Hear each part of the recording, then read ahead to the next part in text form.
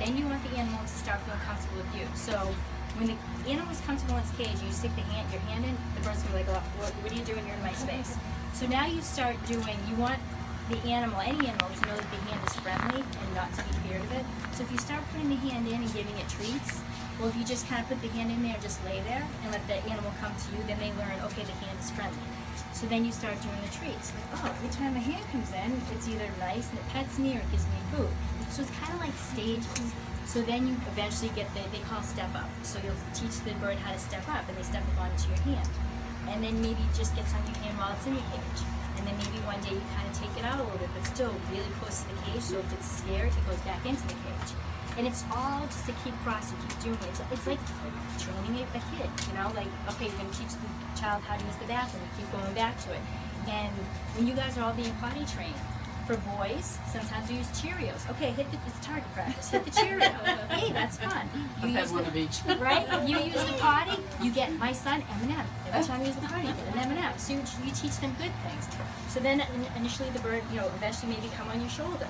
Some birds, that's it. They just want to stay on your shoulder. They want to be part of you. You can walk around, you can do all this stuff. And some birds, they want to fly around the house. And we had a bird that did that, and we would keep the cage door open. So the bird could fly around the house and then just kind of fly back in.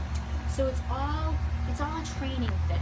Obviously the birds in the wild, they have the entire world to fly around. But the ones in the house, the bird will tell you how much space it needs. Obviously the parrots, they need more space, but some of those birds, their wings are clipped so that they can't fly away.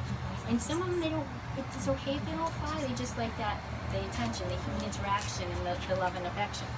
Now, I think you had a second question, right? No.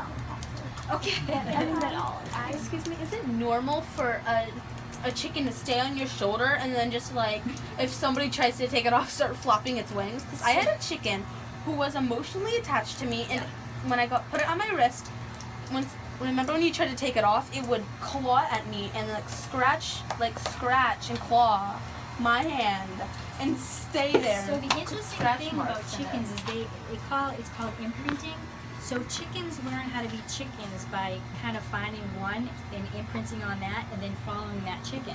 But chickens can also imprint on humans. Oh. So they can become attached. And we have had some of these. We had this chicken named Oreo. It was like a cat. You'd hold it and pet it and it would follow you around. So that's what. So it's obviously imprinted on you. You became its person, and that's. It also stayed on my hair, and then I kind of sometimes almost ripped out pieces of my hair. When you remember, you had that. She had a chick. So every day we would come over and we would train them to hop on her feet and then hop off. Yep. So there was one that I liked named Scarlet, and everyone just said, "Oh no, don't play with Scarlet. She's the big one. Oh, she'll peck at you." See, and that's the one that I would go to. And I'm like, "Oh yeah, she sounds just like me. I'm taking her." See? And she went on me, and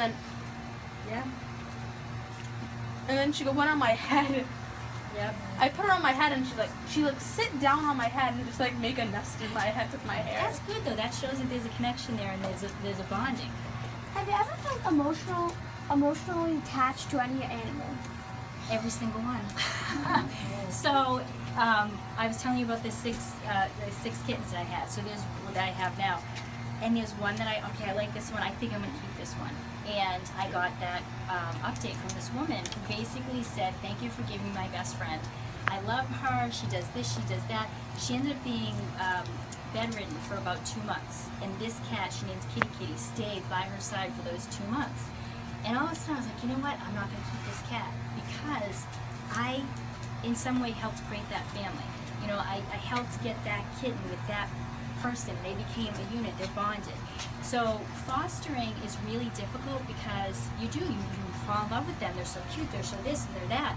But you're able to teach them how to be loving and caring and good pets. And then you're able to say, okay, it's time for your forever home. So last night I brought one to his forever home. And he's leaving, and I'm like, oh my God, he's so cute. I love you. Have a good life. And off he goes. But the interesting thing was the woman picked up that kitten, and he just fell asleep in her arms. And she just kept petting him. And I'm like, okay, it was meant to be. My work here is done. So I don't think you can really work in animal welfare or volunteer and not have emotional attachments to these animals. You just do. But I'm here to help them. I have my own pets at home that are mine, but for these animals here, I'm here to help them and to get them ready for their next step, you know, to get their forever home. I think that if you don't feel emotional towards these animals, then this isn't the place for you. Actually, can I have one question? Yeah. Do you have a term to put animals down? Yeah, it's called euthanasia. Euthanasia. Or maybe Yes. that's what he was asking. He's like, what is the euthanasia?